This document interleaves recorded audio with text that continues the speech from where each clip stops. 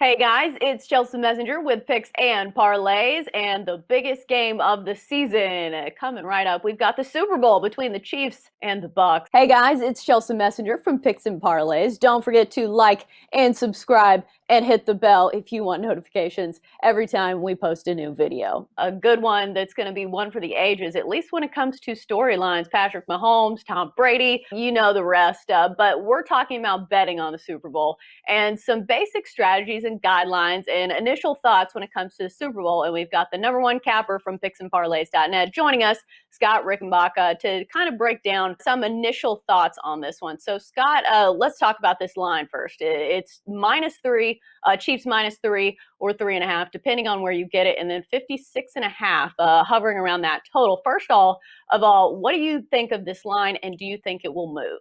I think we're going to see a little movement, but it's going to be interesting because, a lot of times they say if you're on the dog to wait a little bit longer, but I don't know how this one's going to be viewed because we've got a Super Bowl where one of the teams is in their home stadium and they're also the underdog in this one, and their quarterback also happens to be named Tom Brady. So they're going to be a pretty attractive choice here in this matchup. And so are we really going to see a four pop up? I don't know. I mean, if you're liking Tampa Bay, I think you've probably got to move early and go ahead and grab that 3.5. Now, again, I could be wrong. I don't have a crystal ball, but for me, it's hard to imagine this line climbing that high. I think the underdog might be a popular choice too, because I know the favorites have covered the last two Super Bowls, but before that, it was a 13-4 ATS run for underdog. So they're still on a 13-6 ATS run.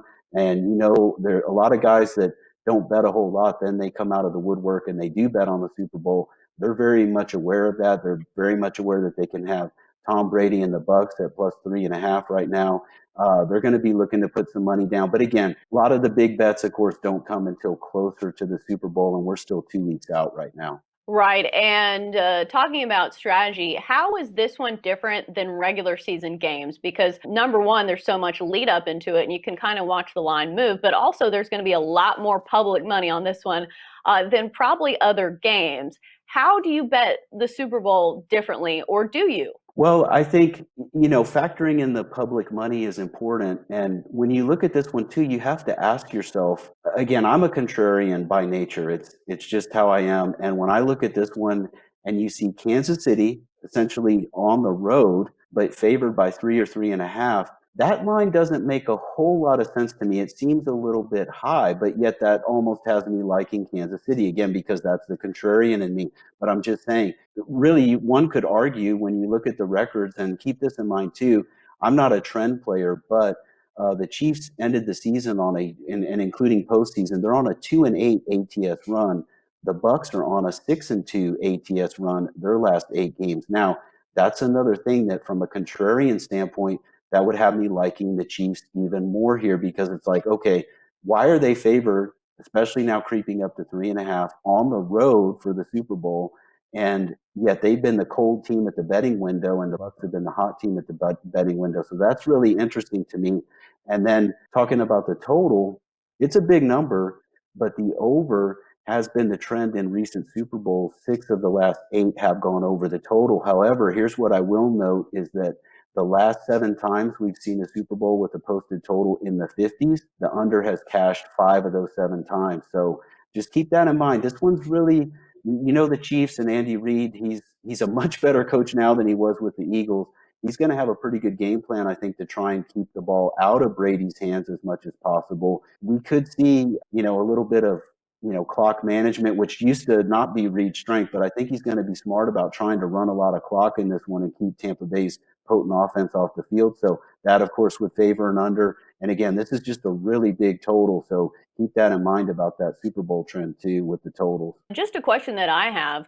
Do you think the odds makers set this at a line where they think the game's going to end, or do you think they set it where they think they're going to get good two-way action? In my opinion, it's all about equal action. That doesn't mean then that they really set it exactly where they think it needs to be, but they can set it a certain way, knowing that or feeling that that they're going to get a certain amount of action on one side, and they need to be prepared for that. So they kind of tweak it a little bit before they even put it out there. And again, you have, of course, in a normal situation, we're talking about the Super Bowl here, so that's really under the microscope. But in a normal situation with games on a daily basis, they put out those market maker lines. And so they've got those lines out there where they just let the guys come in and wager smaller limits. And that lets them know, like, hey, did we really miss this or not? Of course, a game of this magnitude, they're not going to miss by much if they even do miss. But that's not to say that we won't see a huge cover in this game. But I'm saying in terms of generating equal action, I think they've got it about right. And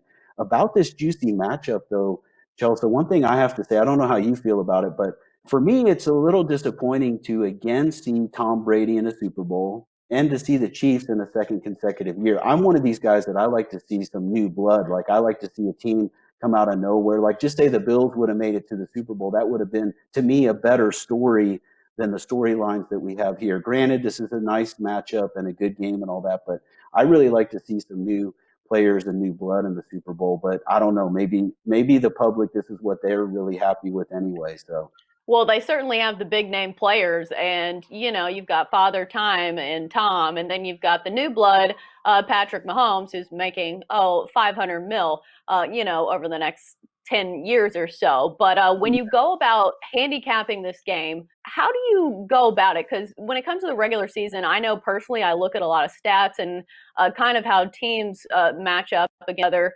But these are two outlier teams. How much do stats matter when you're handicapping these games between two of the best of the best? Because when you're talking about defenses, it seems like some of these guys are unguardable. Tyreek Hill, Kelsey, Mahomes, and then on the other side, you've got Tom and his array of receivers. How do you start when you do your research for this game? Well, one of the things I like to look at too, definitely you have to look at those matchups and the game planning and who's going to better be able to execute their game plan depending on those matchups. But one of the other things too is just that, I'm the kind of guy that, like, I felt like the Bills' luck was going to run out. They faced a Colts team that gained 450 yards on them without a turnover, and that was, I believe, the first time out of 11 times ever that a team had that kind of yardage with no turnovers and yet lost the game. So the Bills were fortunate to win that one. Then they were fortunate the next week when they beat the Ravens and were outgained 340 to 220. So the point that I'm getting at is I like to look at turnovers and the kind of the breaks of the game that also have influenced the outcome of recent games, because that can cause the line to be a little bit tweaked when it really shouldn't be.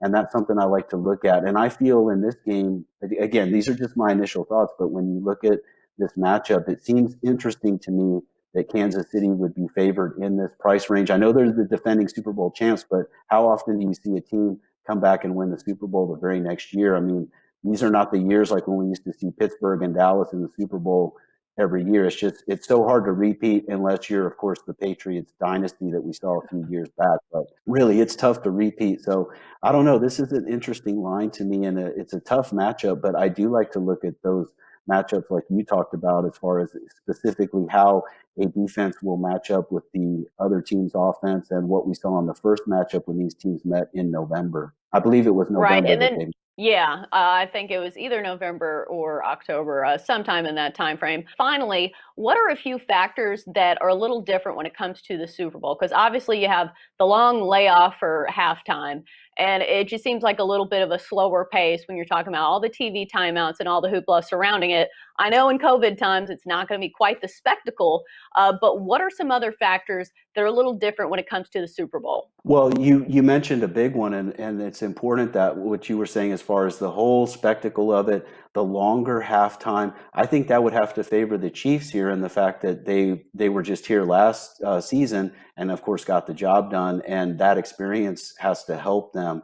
But at the same time, with the Bucks having Brady at quarterback and a leader of the team, he's going to let them know he's had plenty of Super Bowl experience, and he's going to be able to help the team through all of that. But one thing I do want to mention specific to the Super Bowl that's also very interesting is that the Bucks are basically already at home, so this doesn't affect them in a big way. But the teams are not allowed to travel there until 2 days before the game. Now, that would mean that the Right. Chiefs are not coming in until 2 days before. That's kind of a tough break for them because the Bucks are basically allowed to already be at home. They're where they want to be, and the Chiefs can't come in and get settled in until 2 days before because of all this COVID stuff. Like you mentioned, it's a little different this year with the COVID. So could that hurt KC a little bit? Again, I think it would hurt a different team. Like if it was the Bills, if the Bills had managed to upset the Chiefs, and they were coming in without all that Super Bowl experience and everything, I think it could hurt them more. A team like the Chiefs probably won't affect them as much, but just something to keep an eye on and make sure all those travel plans do go well